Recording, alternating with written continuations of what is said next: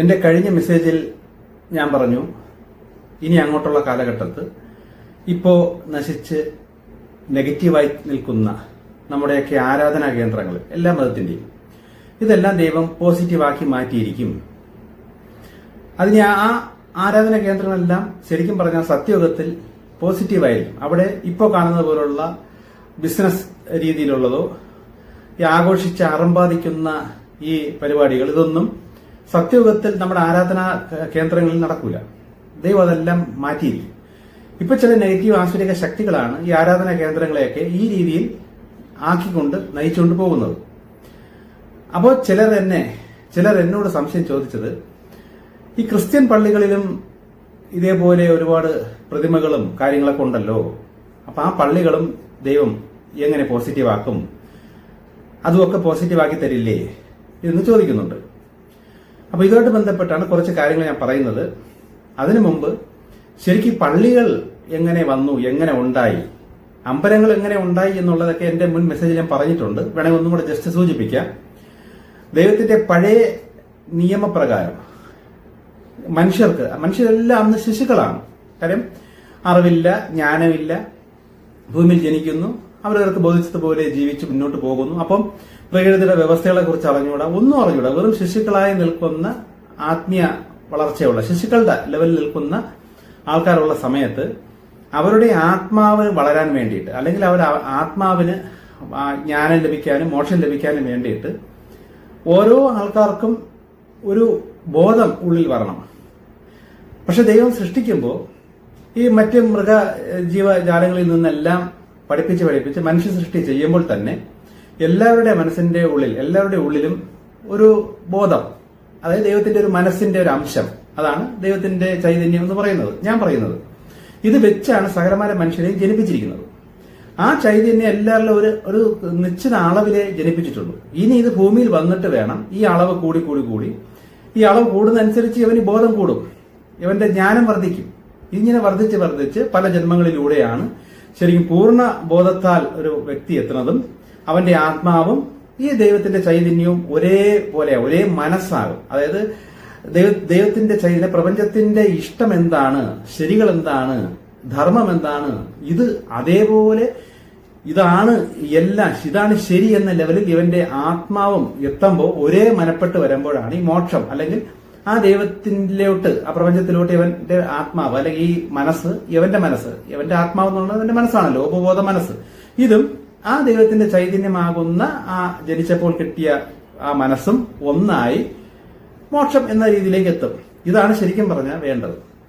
അപ്പൊ ഈ ആത്മാവിനെ പവർഫുൾ ആക്കി കൊണ്ടുവരാൻ, അല്ലെങ്കിൽ ബോധത്താൽ വളർത്തിക്കൊണ്ടുവരാൻ നമ്മുടെ ഉള്ളിൽ തന്നിരിക്കുന്ന ഈ ചെറിയ ബോധമായ ദൈവത്തിന്റെ മനസ്സിനെ മനുഷ്യൻ ഭൂമിയിൽ വെച്ച് അല്പമായി വളർത്തിക്കൊണ്ടുവരണം. അപ്പൊ ഇത് വളരണം. ഇപ്പം ആൾറെഡി ഉള്ള ബോധം വെച്ചിട്ടാണ് മനുഷ്യൻ ജീവിക്കുന്നത്. ഇനി അവൻ പ്രായപൂർത്തിയായി സ്വന്തമായി ചിന്തിക്കുന്ന ലെവലിലെത്തുമ്പോൾ ഈ ഉള്ളിലുള്ള ഈ ബോധത്തിൽ നിന്ന് അവന് കൂടുതൽ സംശയങ്ങൾ വരികയും അവൻ കൂടുതൽ അന്വേഷിക്കുകയും ഒക്കെ ചെയ്ത് അപ്പോൾ ഒരു സൈഡിൽ ഈ ആത്മാവ്, അവന്റെ ചൈതന്യം വർദ്ധിക്കുകയും ചെയ്യും, മറു സൈഡിൽ അവന്റെ ആത്മാവ് കൂടുതൽ ആ അറിഞ്ഞ ജ്ഞാനത്തിലൂടെ ജീവിച്ച് അവന്റെ ആത്മാവ് വളർന്നുകൊണ്ടിരിക്കും. ഇത് രണ്ടും ഒരേപോലെ നടക്കണം. പക്ഷെ ഈ ചൈതന്യം വളരുന്നില്ല. കാരണം മനുഷ്യൻ ഭൗതികമായി ജനിക്കുകയും ഭൗതികമായി ഒരു മനസ്സ് കൊടുക്കുകയും ചെയ്യുമ്പോൾ അവൻ ഭൗതികത്തിൽ കാണുന്ന ശരികൾ വെച്ച് ഇതാണ് ശരി, ഇതാണ് തെറ്റ് എന്ന് അവൻ തന്നെ അവന്റെ ഭൗതിക മനസ്സിലൂടെ തീരുമാനിച്ചിട്ട് അവന് ബോധിച്ചതുപോലെ ജീവിക്കുന്നു. ഇങ്ങനെ വന്നപ്പോഴാണ് ശരിക്കും ചില ആത്മീയ വ്യക്തികളിലൂടെ, അതായത് ഈ ബോധം ആൾറെഡി വന്ന് ആ ദൈവത്തിൽ നിന്ന് ശരികൾ തിരിച്ചറിഞ്ഞ ചില യോഗീശ്വരന്മാരിലൂടെയെല്ലാം ദൈവം ജനങ്ങളെ പഠിപ്പിക്കാൻ തുടങ്ങി. അപ്പൊ ഇങ്ങനെ പഠിപ്പിക്കുമ്പോൾ പെട്ടെന്ന് ഇവർ പഠിച്ച് ഒറ്റ സ്റ്റെപ്പിലൊന്നും കയറി വളർന്ന് ആത്മീയരാന്നും ആവൂല. അപ്പൊ അവർക്ക് ഈ ചൈതന്യം വളരണം. അപ്പൊ ഈ ചൈതന്യം ഒരു ആഹാരം പോലെ ഡെയിലി ഈ ദൈവത്തിന്റെ ചൈതന്യം അവന്റെ ഉള്ളിൽ അല്പമായി വളർത്തി കൊണ്ടുവന്നാലേ അവന്റെ ഉള്ളിലും ഈ ദൈവബോധം വളർന്ന് വരുള്ളൂ. അതായത് ശരിയും തെറ്റുകളും അല്ലെങ്കിൽ ജ്ഞാനം അവന്റെ ഉള്ളിൽ കയറി വരുള്ളൂ. അപ്പൊ ഇത് കയറി വരണമെങ്കിൽ ഇതൊരു പ്രോസസ്സാണ്. അകത്തുനിന്ന് ശരിയും തെറ്റുകളും മനസ്സിലാവണം. അവൻ ആ ശരികളെ അവന്റെ ഭൗതിക മനസ്സുകൊണ്ട് അത് ശരിയാവൂല, അല്ലെങ്കിൽ പാടല്ലേ എന്ന് വിചാരിച്ച് അവഗണിക്കണം. അവഗണിക്കുമ്പോൾ അത് ശരിയാണെന്ന് സ്ഥാപിക്കാൻ വേണ്ടി മറ്റു അതൃശക്തികൾ അവനെ ജീവിത അനുഭവത്തിലൂടെ അവനെ പഠിപ്പിക്കും. പഠിപ്പിക്കുമ്പോൾ അവന് മനസ്സിലാകും, ഉള്ളിൽ നിന്നും കിട്ടിയ ആ ശരിയായിരുന്നു യഥാർത്ഥ ശരി എന്ന് മനസ്സിലാവും. അപ്പൊ ഉള്ളിൽ നിന്ന് ഇതാണ് ശരി ഇതാണ് തെറ്റെന്ന് പറഞ്ഞു കൊടുക്കുന്നത് ശരി ദൈവത്തിന്റെ ആത്മാവാണ്, അതായത് അവന്റെ ഉള്ളിലുള്ള ചൈതന്യമാണ്. അവിടെ നിന്നാണ് ഇൻഫർമേഷൻ വന്നിട്ട് ശരി തെറ്റൊക്കെ അവന്റെ ആത്മാവിന് കിട്ടുന്നത്. പക്ഷെ അവന്റെ ആത്മാവ് ചിലപ്പോ ഇത് സ്വീകരിക്കില്ല. കാരണം ഭൗതിക തലത്തിൽ പല കാര്യങ്ങൾ ആകർഷിച്ചും അല്ലെങ്കിൽ അതിൽ അടിമപ്പെട്ടും അറ്റാച്ച്ഡായും അവൻ ഈ ഉള്ളിൽ നിന്ന് കിട്ടുന്ന ആ ശരിയെ മൈൻഡ് ചെയ്യാതെ അവന്റെ ഇഷ്ടത്തിന് ജീവിക്കും. കുറെ അങ്ങനെ പോകുമ്പോൾ ഈ ശരിയേത് തെറ്റെന്ന അനുഭവത്തിലൂടെ മറ്റ് അതിർശക്തികൾ ഇവനെ പഠിപ്പിക്കുമ്പോഴാണ് അവന് ജ്ഞാനം വരണത്. ജ്ഞാനം വരുമ്പോൾ അതനുസരിച്ച് വീണ്ടും അകത്തുനിന്ന് ചൈതന്യം പവർഫുള്ളായി വരികയും ആ ചൈതന്യം പവർഫുൾ അനുസരിച്ച് കൂടുതൽ അറിവും ബോധവും, ഈ അറിവെന്നല്ല പറയാം, അത് ഒരു ശരി തെറ്റ് എന്നൊരു തിരിച്ചറിവ്, അതാണ് ഈ ബോധം എന്ന് പറയുന്നത്. ആ പ്രപഞ്ചത്തിന്റെ ശരിയേത് തെറ്റേതെന്നുള്ളൊരു തിരിച്ചറിവ് അത് ഉള്ളിലൂടെ പിന്നെയും കിട്ടുകയും ഇതനുസരിച്ച് ഇവൻ വീണ്ടും ജീവിക്കുകയും ഇങ്ങനെ ഒരു പല പ്രോസസ്സിലൂടെ പല ജന്മങ്ങളിലൂടെയാണ് ഒരു വ്യക്തി ശരിക്കും പറഞ്ഞാൽ പൂർണ്ണ ആ ദൈവത്തിന്റെ ശരിയിലേക്ക് അവൻ പൂർണ്ണമായി എത്തുന്നത്. അപ്പൊ ഈ ചൈതന്യം വളരാൻ വേണ്ടിയിട്ട് പ്രകൃതിയിൽ നിന്ന് ഇത് ആവാഹിച്ചെടുക്കാൻ ഒരു ആത്മവളർച്ച ഇല്ലാത്ത ഒരാൾക്ക് പറ്റൂല. അതൊരു ലെവൽ കഴിഞ്ഞാല് ഒറ്റയ്ക്ക് ഒരിടത്തിൽ നിന്ന് ഇത് പ്രാർത്ഥിക്കുമ്പോൾ തന്നെ പ്രകൃതിയിൽ നിന്നും ആ ചൈതന്യം ഉള്ളിലേക്ക് ആവാഹിച്ച് വരുന്ന ലെവലിലേക്ക് എത്തുള്ളൂ. അപ്പൊ അത് എത്തുന്നത് വരെ ഈ ചൈതന്യം ഡെയിലി അവന് കിട്ടുകയും ചെയ്യണം.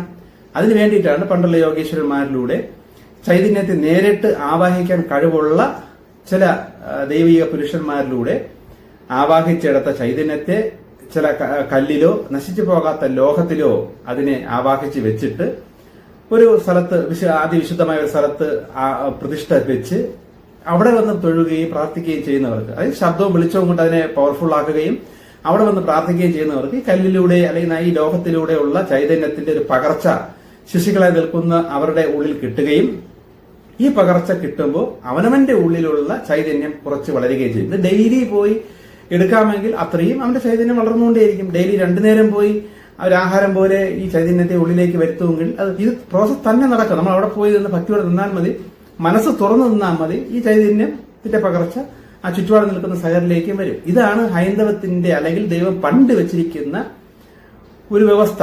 മനുഷ്യർക്ക് ചൈതന്യം ഉള്ളിൽ കൊടുക്കുന്ന ഒരു പ്രോസസ്.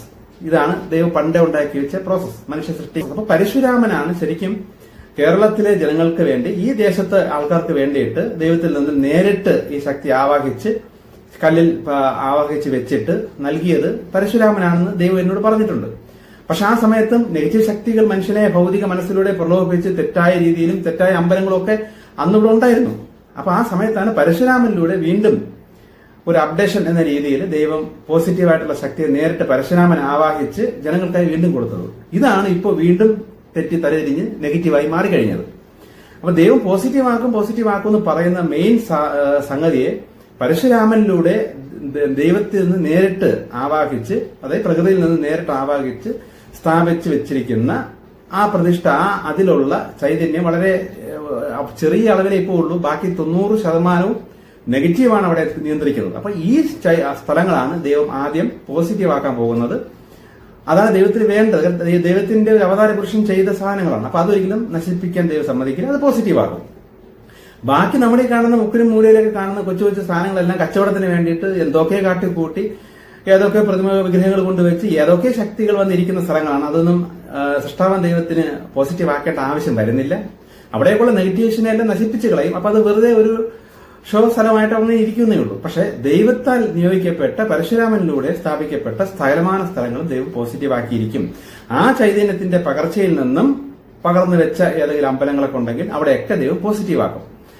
ഇതാണ് ഹൈന്ദവ രീതിയിലുള്ള പോസിറ്റീവ് ആക്കൽ. അപ്പൊ ഈ കാലഘട്ടത്തിൽ ഇങ്ങനെ തുടർന്ന് ഈ ഒരു പ്രോസസ് ചെയ്തുകൊണ്ടിരിക്കവെയാണ് യേശുവിനും ഒരു 1200-1300 വർഷങ്ങൾക്ക് പിറകെ മോശ എന്ന് പറയുന്ന ഒരു പ്രവാചകനെ അല്ലെ ഒരു ദൈവത്തിന്റെ ആളിനെ ദൈവം തെരഞ്ഞെടുത്ത് നേരിട്ട് ദർശനങ്ങളും കാര്യങ്ങളും കൊടുത്ത് പഠിപ്പിച്ച് വളർത്തിയെടുക്കുകയും ആ ഇസ്രായേൽ ദേശത്തുള്ള ജനത്തിന് ഈ പരശുരാമനിലൂടെ അല്ലെങ്കിൽ പരശുരാമനിലൂടെ ചെയ്തുകൊണ്ടിരുന്ന ആ ദൈവത്തിന്റെ പഴയ രീതി ഉണ്ടല്ലോ, പരശുരാമൻ മാത്രമല്ല അതേപോലുള്ള പല യോഗീശ്വരന്മാരിലൂടെയും ഭൂമിയുടെ പല ഭാഗത്തും ദൈവത്തിന്റെ ചൈതന്യത്തെ കല്ലിലും ലോഹത്തിലും ആക്കിക്കൊണ്ടിരുന്ന ജനങ്ങൾക്കായി ആ രീതിയിൽ ചെയ്തുകൊണ്ടിരുന്നതിന് കുറച്ചും കൂടെ അപ്ഡേറ്റ് ചെയ്തുകൊണ്ടാണ് ഈ മോശയിലൂടെ സെയിം സാധനം തന്നെ കുറച്ചുകൂടി സ്ട്രിക്റ്റ് ആക്കിക്കൊണ്ട് പഠിപ്പിച്ചുകൊണ്ട് വന്നത്. അപ്പൊ കുറച്ച് വ്യവസ്ഥകളും നിയമങ്ങളും കൂടെയൊക്കെ സ്ട്രിക്റ്റ് ആക്കി. അതിനു മുമ്പ് നിയമങ്ങളും വ്യവസ്ഥകളും അങ്ങനെ സ്ട്രിക്റ്റ് അല്ല. ഈ ദൈവത്തെ പൂജിക്കുകയും ആരാധിക്കുകയും ചെയ്യുന്ന വ്യക്തിക്ക് ഈ അദൃശ്യ ശക്തികളിലൂടെ ഇൻഫർമേഷൻസ് കിട്ടുകയും, അവരാണ് പ്രവാചകർ അല്ലെങ്കിൽ പൂജാരിമാർ എന്ന് വേണമെങ്കിൽ പറയാം, അവർക്ക് ഇൻഫർമേഷൻ കിട്ടുകയും ഇങ്ങനെ കുറച്ച് കാര്യങ്ങൾ കിട്ടി, ഇതാണ് ഇനി ചെയ്യേണ്ടത്, ഇനി ഇങ്ങനെ വേണം ചെയ്യേണ്ടതെന്ന് ആ വെളിപ്പാട് അല്ലെങ്കിൽ ആ ഒരു കാഴ്ചപ്പാട് രാജാവിന്, ദേശം ഭരിക്കുന്ന രാജാവിന് കൊടുക്കുകയും രാജാവാണ് അതാത് നിയമങ്ങളായി ജനങ്ങളെ നയിപ്പിച്ചുകൊണ്ടിരുന്നത്. ഇതായിരുന്നു ചെയ്തുകൊണ്ടിരുന്ന രീതി. പക്ഷെ ഈ വിഗ്രഹങ്ങളൊക്കെ കൊണ്ടുവച്ച് ദൈവത്തിന്റെ ചൈതന്യത്തെ അവിടെ വിലയില്ലാതാക്കിയപ്പോ നെഗറ്റീവ് ശക്തികളാണ് പിന്നെ ഈ പ്രതിമകളിലൂടെയൊക്കെ പ്രവർത്തിച്ചു തുടങ്ങിയത്. അപ്പം ഈ പുരോഹിതന്മാർക്ക് കിട്ടുന്ന ഇൻഫർമേഷൻ തെറ്റുന്നുണ്ട്, പുരോഹിതന്മാരും തെറ്റുന്നുണ്ട്. അങ്ങനെ വന്നപ്പോഴാണ് ഈ മോശയിലൂടെ ദൈവം ഇസ്രായേൽ ദേശത്ത് ഒരു അപ്ഡേഷൻ ചെയ്തിട്ട് നിയമങ്ങൾ സ്ട്രിക്റ്റാക്കി തന്നെ കൊണ്ടുവന്നു. ഇനി പ്രാർത്ഥിച്ച് കിട്ടുന്ന നിർദ്ദേശങ്ങൾ അപ്പപ്പോ കൊടുക്കുന്നതല്ല ദൈവത്തിന്റെ പ്ലാൻ. അതിനു മുമ്പ് അങ്ങനെയായിരുന്നു. ഇബ്രാഹിം നബിയിലൂടെയും യാക്കോബ് എന്നൊക്കെ പറയുന്ന വ്യക്തികളെ പുറകെ ഉണ്ടല്ലോ. അപ്പൊ അവരിലൂടെയൊക്കെ ദൈവം ഓരോന്ന് കൊടുക്കുന്നു, അവർ അവരുടെ ജനത്തെ അതങ്ങ് പഠിപ്പിക്കുന്നു. ഇങ്ങനെയായിരുന്നു. പക്ഷെ മോശയിലൂടെ ദൈവം ചെയ്ത് അങ്ങനെയല്ല. നിയമങ്ങൾ, പ്രധാന നിയമങ്ങൾ, ഒരു 10 കൽപ്പനകൾ 2 കല്ലിൽ ഏതോ ഒരു അദൃശ്യ ശക്തിയിലൂടെ ദൈവം അത് കൊത്തി ആ മോശയ്ക്ക് കൊടുത്തു എന്നാണ് പറഞ്ഞത്. മിക്കവാറും ഏരിയൻ ടെക്നോളജി വെച്ചിട്ട് എന്തോ ലേസർ രീതിയിൽ എഴുതി കൊടുത്തെന്നാണ് എനിക്കത് കിട്ടുന്നത്.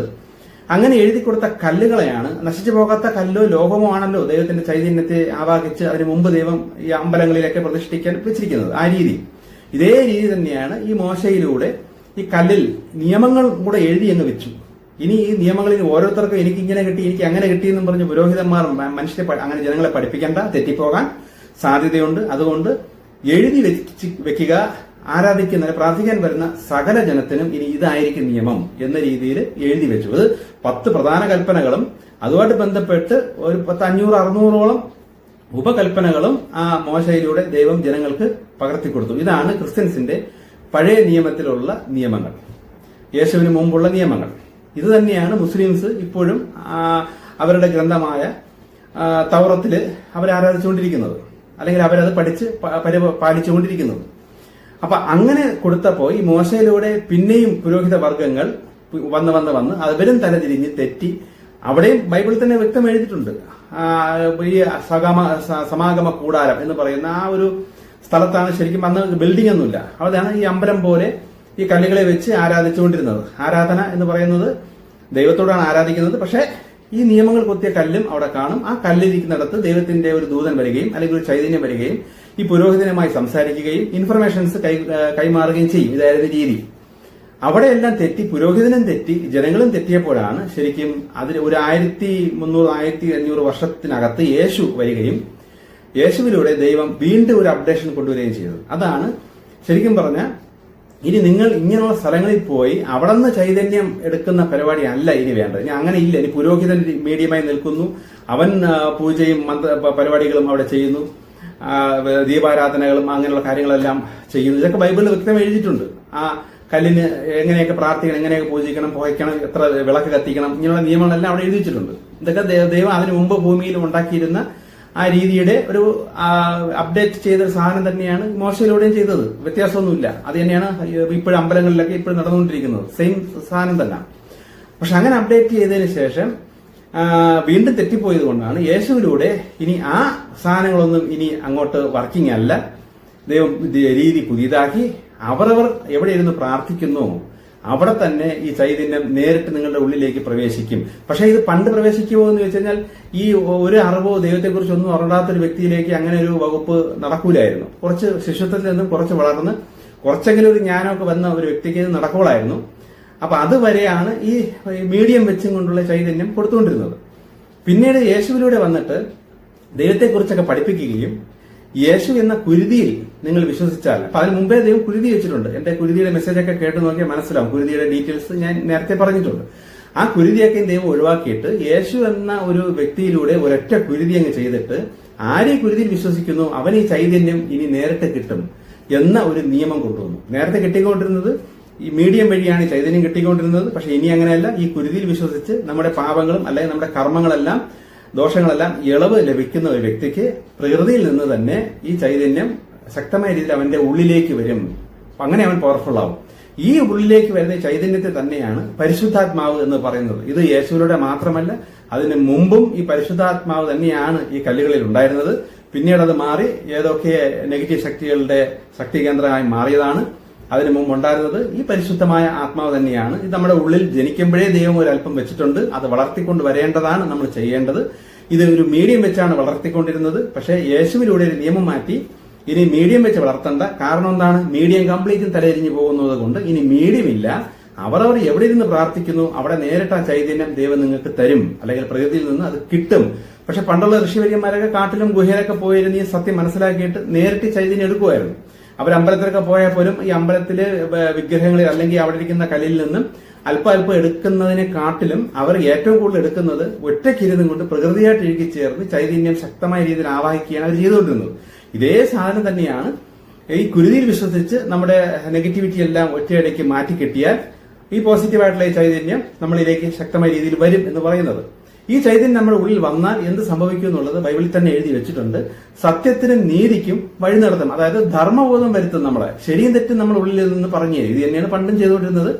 ഇത് ശക്തമായി നമ്മുടെ ഉള്ളിൽ വന്നു കഴിഞ്ഞാൽ ശക്തമായി നമ്മുടെ ഉള്ളിൽ നിന്ന് ഇൻഫർമേഷൻ തന്നുകൊണ്ടിരിക്കും. ഏതാണ് ശരി, ഏതാണ് തെറ്റ്, അങ്ങനെ പാടില്ല, ഇങ്ങനെ പാടില്ല, ഇങ്ങനെയൊക്കെ നമ്മുടെ ഉള്ളിൽ നിന്നും ഇൻഫർമേഷൻസ് ശക്തമായി കിട്ടും. ഇതാണ് ശരിക്കും പറഞ്ഞാൽ ഈ ദൈവം യേശുവിലൂടെ വെച്ച പരിപാടി. അപ്പൊ യേശുവിലൂടെ ഇങ്ങനെ വെച്ചപ്പോ അന്നുണ്ടായിരുന്ന ദേശത്തുള്ള ആൾക്കാരെല്ലാരും ഈ പുരോഹിത വർഗത്തിന് മോശയിലൂടെ വെച്ചിരുന്ന ഒരു ആലയം ഉണ്ടല്ലോ, ഈ പൂജയും മന്ത്രവും കാര്യങ്ങളൊക്കെ ചെയ്തുകൊണ്ടിരിക്കുന്ന ഒരു ആലയം, വിളക്ക് കത്തിയപ്പും പുകയ്ക്കലും ഒക്കെ ചെയ്തുകൊണ്ടിരുന്ന ആലയത്തിൽ പിന്നെ ജനങ്ങൾ പോകാതെയായി. യേശുവിന്റെ വഴിയിലൂടെ ഈ പരിശുദ്ധാത്മാവിനെ അവരവരുടെ വീട്ടിലിരുന്ന് പ്രാർത്ഥിച്ച് ആർജിക്കാൻ തുടങ്ങിയപ്പോൾ പള്ളികളിൽ അല്ലെങ്കിൽ അന്നത്തെ ആലയങ്ങളിൽ ആൾക്കാർ പോകാതായപ്പോൾ യേശുവിന്റെ മരണശേഷവും ശിഷ്യരുടെയൊക്കെ മരണശേഷവും അന്ന് ഈ രീതിയിൽ ജീവിച്ചിരുന്ന ക്രിസ്ത്യാനി എന്നറിയപ്പെടുന്ന യേശുവിന്റെ അനുയായികളായി യേശു പറഞ്ഞതുപോലെ വീടുകളിൽ ഇരുന്ന് പ്രാർത്ഥിക്കുന്ന സകലരെയും ഈ പുരോഹിത വർഗ്ഗക്കാർ കൊല്ലാനും നശിപ്പിക്കാനും തുടങ്ങി. കാര്യം അവരുടെ ആധിപത്യം അവിടെ നശിച്ചു പോവുകയാണ്. അപ്പോൾ അവിടുത്തെ രാജാവിന് ഈ ആ സമയത്തുണ്ട് യേശുവിന് ഒരു 100-150 വർഷത്തിന് ശേഷമുള്ള സംഭവമാണ്. അവിടുത്തെ രാജാവിന് ആ സമയത്തുണ്ടായിരുന്ന രാജാവിന് റോമ ഭരിച്ചിരുന്ന രാജാവിന് യേശുവിൽ വിശ്വാസം വരികയും ഈ പുരോഹിത വർഗത്തോട് നിങ്ങളും നിങ്ങളുടെ ആലയത്തിൽ യേശുവിനെ സ്വീകരിച്ച് പ്രാർത്ഥിച്ചോ അപ്പൊ ജനങ്ങൾ വരുമല്ലോ എന്നൊരു വസ്തുത, ഒരു ഐഡിയ പറഞ്ഞു കൊടുക്കുകയും അങ്ങനെ അവർ തമ്മിൽ ധാരണയാവുകയും ചെയ്തതിനു ശേഷമാണ് അന്നത്തെ അതേ പുരോഹിത വർഗങ്ങൾ പള്ളികളിൽ, ആരാധന കേന്ദ്രങ്ങളിൽ മോശയ്ക്ക് കൊടുത്ത അതേ പരിപാടിയിലൂടെ യേശുവിനെയും ആരാധിക്കാൻ തുടങ്ങിയത്. ഇതാണ് നമ്മൾ ഈ കാണുന്ന ശരിക്കും കത്തോലിക്ക സഭയായി ഇപ്പം മാറിയിരിക്കുന്നത്.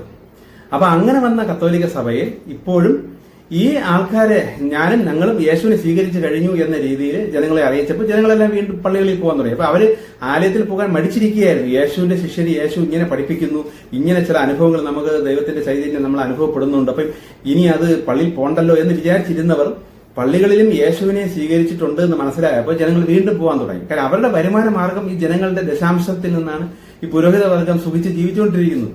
അപ്പൊ ജനങ്ങൾ പള്ളി പോകാതായപ്പോഴത്തേക്കും പുരോഹിത വർഗങ്ങളുടെ വരുമാനം നിന്നു. അപ്പൊ പുരോഹിത വർഗ്ഗങ്ങൾ എന്ത് ചെയ്തു? യേശുവിനെ പള്ളിക്കകത്താക്കി. അപ്പൊ യേശുവിന്റെ ശിഷ്യന്മാരിലൂടെ വന്ന ആ അടുത്ത ഒരുപാട് ആൾക്കാരുണ്ടല്ലോ, പിന്നെ വന്ന ശിഷ്യന്മാരെയൊക്കെ അവരെയൊക്കെ ഇങ്ങോട്ട് ആകർഷിക്കാൻ വേണ്ടിയിട്ട്, ആ ജനത്തെയൊക്കെ ആകർഷിക്കാൻ വേണ്ടിയിട്ട് ശിഷ്യന്മാരുടെയൊക്കെ പ്രതിമകളും യേശുവിന്റെ പ്രതിമകളും ഇതെല്ലാം വെച്ച് പള്ളിക്കകത്ത് അന്നത്തെ പുരോഹിത വർഗം കൊണ്ടുവന്നൊരു സെറ്റപ്പാണ്. ഈ പള്ളിക്കകത്ത് ഇപ്പോൾ ഈ ശിഷ്യന്മാരുടെ യേശുവിന്റെ അമ്മ, യേശുവിന്റെ അച്ഛൻ ഇവരെയൊക്കെ അകത്ത് വെച്ചു. കാര്യം ഇനി ഏതെങ്കിലും ഒരു വ്യക്തിയെ വിശ്വസിക്കുന്ന ഒരു വ്യക്തി വരാതിരിക്കണ്ട, ആര് വേണമെങ്കിലും വന്നോട്ടെ, അതിനുവേണ്ടി അവർ വലുത് എന്ന് സങ്കല്പിച്ച് വെച്ചിരുന്ന സകലരുടെയും പ്രതിമകൾ ഉണ്ടാക്കി വെക്കുകയും അതിനുശേഷമുള്ള ഇത് വിശുദ്ധന്മാരുടെ പ്രതിമകളൊക്കെ പിന്നെ കൂടുതൽ ചേർക്കുകയും ജനങ്ങളെ ആകർഷിക്കാൻ വേണ്ടി ഈ കാര്യം ജനങ്ങൾ മനസ്സിലായല്ലോ, യേശു എന്നതൊക്കെ പഠിപ്പിച്ചിട്ട് പോയാൽ പോലും ഈ ശിശുത്വമുള്ള മനസ്സങ്ങോട്ട് ആത്മീയ വളർച്ചയൊന്നും ആർക്കും വന്നിട്ടില്ല. പരിശുദ്ധാത്മാവുണ്ട്, ശക്തി കൊണ്ട് കിട്ടുമെന്നൊക്കെ പറഞ്ഞെങ്കിൽ ഇതൊന്നും പലർക്കും എന്താണെന്ന് ഒന്ന് പിടിയും കിട്ടിയിട്ടില്ല. ഇതിനൊക്കെ വേണ്ടി വീട്ടിൽ നിന്ന് പ്രാർത്ഥിക്കുന്നല്ലാതെ ഒന്നും അറിഞ്ഞിട്ടുമില്ല. പക്ഷെ അറിവുള്ളവർക്ക് അത് കിട്ടുന്നുണ്ട്. അവരാരും ഈ പ്രതിമകളോടത്തോ വിഗ്രഹങ്ങളോടത്തോ പോകാറില്ല. കാരണം നമ്മുടെ വീട്ടിൽ നിന്ന് തന്നെ ഇരുന്ന് പ്രാർത്ഥിക്കുമ്പോൾ നല്ല രീതിയിൽ ദൈവത്തിന്റെ ചൈതന്യം നമ്മളിലേക്ക് വരുന്നുണ്ടെങ്കിൽ പിന്നെ ചെറിയത് കിട്ടാൻ വേണ്ടി കണ്ടെടുത്ത് പോകാൻ ആർക്കും തോന്നൂല, എനിക്കും തോന്നൂല. അപ്പൊ നമുക്ക് നല്ല അടിപൊളി സദ്യയും കാര്യങ്ങളൊക്കെ സ്വന്തം വീട്ടിൽ കിട്ടുമ്പോൾ അങ്ങോട്ട് കാശ് മുടക്കി കളഞ്ഞ് ഏതെങ്കിലും കടയിൽ പോയിട്ട് ഇത്തിരി ചോറും ഇത്തിരി കറിയും വാങ്ങിച്ച് തിന്നാൻ നമ്മൾ ആഗ്രഹിക്കില്ല. കാരണം സ്വന്തം വീട്ടിൽ തന്നെ ഫ്രീ ആയിട്ട് സദ്യ കിട്ടിക്കൊണ്ടിരിക്കുകയല്ലേ, പിന്നെ ഈ കാശ് മുടക്കി ചെറുതിന്റെ പുറകെ ആര് പോകും? അപ്പൊ അതുകൊണ്ട് കിട്ടാത്തവരാണ്, ശിശുത്വത്തിൽ നിൽക്കുന്നവരാണ് വീണ്ടും ഈ ആരാധന കേന്ദ്രങ്ങളിൽ. നമ്മുടെ ആൾക്കാർ അവിടെ ആയല്ലോ, ഇപ്പൊ തോമസ് ഉണ്ട്, പത്രോസ് ഉണ്ട്, അവരുണ്ട്, ഇവരുടെ എല്ലാവരും പ്രതിമകളോടെ ഉണ്ടല്ലോ. അങ്ങനെയാണ് ഈ പള്ളി പരിപാടി വയ്ക്കൊണ്ടിരുന്നത്. ശരിക്കും യേശുവിന്റെ നിയമപ്രകാരം രണ്ടോ അതിനപ്പുറത്തോ അവരവരുടെ വീടുകളിലോ എവിടെയും ഇരുന്ന് പ്രാർത്ഥിച്ചാൽ അവിടെ ദൈവത്തിന്റെ ചൈതന്യം വന്നിരിക്കും എന്നാണ് യേശുവിന്റെ നിയമം. അങ്ങനെ ഒന്നിച്ചിരുന്ന് പ്രാർത്ഥിക്കാൻ വേണ്ടി പണ്ട് ഉണ്ടാക്കി വെച്ചിരിക്കുന്ന അല്ലെങ്കിൽ അവര് കണ്ടെത്തിയ ചെറിയ ചെറിയ സ്ഥലങ്ങളാണ് ശരിക്കും പറഞ്ഞാൽ ഈ പള്ളികളായി പിന്നീട് മാറിയത്. അപ്പൊ പുരോഹിത വർഗ്ഗക്കാർ ഉണ്ടാക്കി വെച്ച പ്രതിമകൾ വെച്ച പള്ളികളും ഉണ്ട്. രണ്ടോ മൂന്നോ അതിനപ്പുറത്തോ ഒരു കുടുംബക്കാരോ ബന്ധുക്കളൊക്കെ ചേർന്ന് ഇരുന്ന് പ്രാർത്ഥിച്ചുകൊണ്ടിരുന്ന കൊച്ചു കൊച്ചു സ്ഥലങ്ങളൊക്കെ പിന്നീട് അതൊരു വലിയ വലിയ പള്ളികളായി മാറുകയും ചെയ്തു. അപ്പൊ അവിടെയൊക്കെ പിന്നീട് ഈ പ്രതിമകൾ കൊണ്ട് വെച്ചിട്ടുണ്ടായിരിക്കും, കുരിശും അതും ഇതൊക്കെ വെച്ചിട്ടുണ്ടായിരിക്കും. പിന്നെ യേശുവിന്റെ അമ്മയെ ദൈവമാക്കിയ പ്രതിമ, പിന്നെ കൊന്ത, അത് ഇത് എന്നൊക്കെ പറഞ്ഞ സകലമായ കാര്യങ്ങൾ പിന്നെ ഓരോരുത്തർ അവരുടേതായിട്ടുള്ള അഭിപ്രായത്തിൽ വന്നതാണ്. ഇതൊന്നും ബൈബിളിലുള്ളതല്ല. ഇതിലൂടെയെല്ലാം ശരിക്കും പറഞ്ഞാൽ നെഗറ്റീവ് ആശ്രിക ശക്തികളാണ് പ്രവർത്തിക്കുന്നത്. കാര്യം ബൈബിൾ പ്രത്യേകിച്ച് എഴുതി വെച്ചിട്ടുണ്ട്. ദൈവം എന്ന് പറഞ്ഞ് മനുഷ്യനിർമ്മിതമായ ആ വസ്തുക്കളിലോ പ്രതിമകളിലോ ഇങ്ങനെയുള്ള കൊച്ചു കൊച്ചു രൂപങ്ങളിലൊന്നും ദൈവത്തിന്റെ ശക്തി പ്രവർത്തിക്കില്ല എന്ന് ബൈബിളിൽ വ്യക്തമായി എഴുതി വെച്ചിട്ടുണ്ട്. അപ്പൊ അവിടെയൊക്കെ നിന്ന് പ്രവർത്തിച്ചുകൊണ്ടിരിക്കുന്നില്ല ഏതോ നെഗറ്റീവ് ശക്തികളാണ്. പക്ഷെ കാര്യങ്ങളൊക്കെ സാധിച്ചു കൊടുക്കുന്നുണ്ട്. കാരണം ഞാൻ നേരത്തെ പറഞ്ഞിട്ടുണ്ട്, ഈ വരുന്ന വ്യക്തികളുടെ ആത്മാക്കളെ അങ്ങോട്ട് കിട്ടാനായിട്ട് നെഗറ്റീവ് ആത്മാക്കൾ മാക്സിമം സഹായങ്ങൾ ചെയ്യുന്നുണ്ട്. പക്ഷെ ഇനി അങ്ങോട്ട് തുടരില്ല. അപ്പൊ ദൈവം ഈ വിധ നെഗറ്റീവ് മനുഷ്യരെ പറ്റിക്കുന്ന ഈ നെഗറ്റീവ് ശക്തികളെല്ലാം ദൈവം തന്നെ ബ്ലോക്ക് ചെയ്തിട്ട് പോസിറ്റീവ് ശക്തികളായി അയച്ച് ഇതിനെയൊക്കെ നശിപ്പിക്കുകയും ശിക്ഷിക്കുകയൊക്കെ ചെയ്തിട്ട് ഈ കേന്ദ്രങ്ങളെല്ലാം ദൈവം ഏറ്റെടുക്കും. അപ്പൊ ഈ പള്ളി എങ്ങനെ പോസിറ്റീവ് ആകും എന്ന് പറഞ്ഞാൽ പള്ളിയിലുള്ള പ്രതിമകളിലോ അവിടുത്തെ പുരോഹിതനിലൂടെ പ്രവർത്തിച്ചുകൊണ്ടിരിക്കുന്ന നെഗറ്റീവ് ശക്തികളെല്ലാം ദൈവം നശിപ്പിക്കും, അല്ലെങ്കിൽ എവിടെയെങ്കിലും ബ്ലോക്ക് ചെയ്ത് കളയും. അത് നമുക്ക് മറ്റ് ഡയമെൻഷനുള്ള കാര്യങ്ങളാണ്. എന്തൊക്കെയാണ് അവിടെ സംഭവിക്കണം എന്നുള്ളത് നമുക്ക് അറിഞ്ഞുകൂടെ. എന്തൊക്കെ സംഭവിച്ച് ഇതിനെയൊക്കെ നശിപ്പിച്ച് കളയും, മാറ്റിക്കളയും. അപ്പൊ അങ്ങനെ വരുമ്പോൾ ഈ പള്ളിയൊക്കെ ശരിക്കും വെറും ഒരു പ്രാർത്ഥന ആലയമായി മാറും. അത് 4-5 പേര് ചേർന്നിരുന്ന് പ്രാർത്ഥിക്കുന്ന ഒരു സഭ, ഒരു ഏരിയ, ഇത്രയേ ഉള്ളൂ. ഇത് തന്നെയാണ് ഈ മുസ്ലിംസിന്റെതിലും വന്നിരിക്കുന്നത്. അവിടെയൊന്നും പ്രതിമകളൊപ്പം മുഹമ്മദ് നബിയിലൂടെ സ്ട്രിക്റ്റ് ആയിട്ട് ഒന്നുകൂടെ അപ്ഡേറ്റ് ചെയ്തുകൊണ്ടാണ് മുസ്ലിം പള്ളികളിൽ നിന്ന് ഒട്ടും പ്രതിമകളെ വരാത്തത്. ഇല്ലെങ്കിൽ ഈ മുസ്ലിം പള്ളിക്കകത്തും ഈ മുഹമ്മദ് നബിയുടേതും അവരുടെ ശിഷ്യരതും അങ്ങനെയുള്ള പലരുടെയും പ്രതിമകളൊക്കെ മുസ്ലിം പള്ളിക്കകത്ത് വരുമായിരുന്നു ഈ ആ യേശുവിന്റെ രീതിയിൽ പോയിരുന്നെങ്കിൽ. പക്ഷെ മുഹമ്മദ് നബിയെ വിളിച്ച് ഇറക്കിയിട്ട് ഒന്നും കൂടെ ഈ നിയമങ്ങളെല്ലാം സ്ട്രിക്റ്റ് ആക്കി അപ്ഡേറ്റ് ചെയ്ത് കർശനമായി വെച്ചത് കൊണ്ടാണ് മുസ്ലിം പള്ളിക്കകത്ത് പ്രതിമകൾ ഇല്ലാത്തത്. പക്ഷെ മുസ്ലിം പള്ളിയും എന്താണ്, കുറച്ച് ആൾക്കാർ ഒന്നിച്ചിരുന്ന് പ്രാർത്ഥിക്കുന്നിടത്ത് ദൈവത്തിന്റെ ഒരു പ്രസൻസ് വരും, ഒരു പോസിറ്റീവ് ശക്തി അവിടെ വന്നിരിക്കും. അങ്ങനെ വരുമ്പോൾ എല്ലാവർക്കും അത് ഈക്വലായിട്ട് ആ ചൈതന്യം അവരുടെ ഉള്ളിൽ കിട്ടുകയും അവർക്ക് ബോധം വരും. ഈ ചൈതന്യം വരുമ്പോൾ സംഭവിക്കുന്നത് ബൈബിളിൽ തന്നെ എഴുതിയിട്ടുണ്ട്, സത്യവും നീതിയും അവർക്കുള്ള ഒരു ബോധം വരും. ഏറ്റവും പ്രധാനം സംഭവിക്കുന്നതാണ് ദൈവത്തിന്റെ ഈ ബോധം എന്ന് പറയുന്ന ആ ഒരു മനസ്സ് നമ്മളിലേക്ക് പവർഫുള്ളായി വരുന്നു, ആണ് പരിശുദ്ധാത്മാവ്.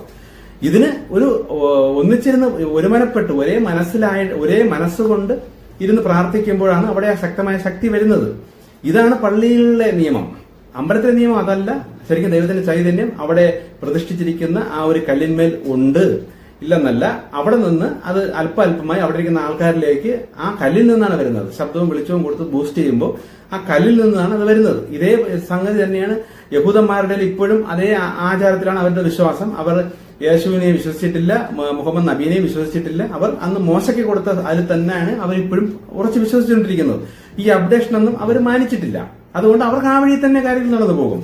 ഹിന്ദുക്കൾക്ക് അതിന് മുമ്പേ ഉള്ള ദൈവം വെച്ചിരിക്കുന്ന ഈ പ്രോസസ്സിലൂടെ തന്നെ ഹിന്ദുക്കൾക്കും കാര്യങ്ങൾ നടന്നു പോകും.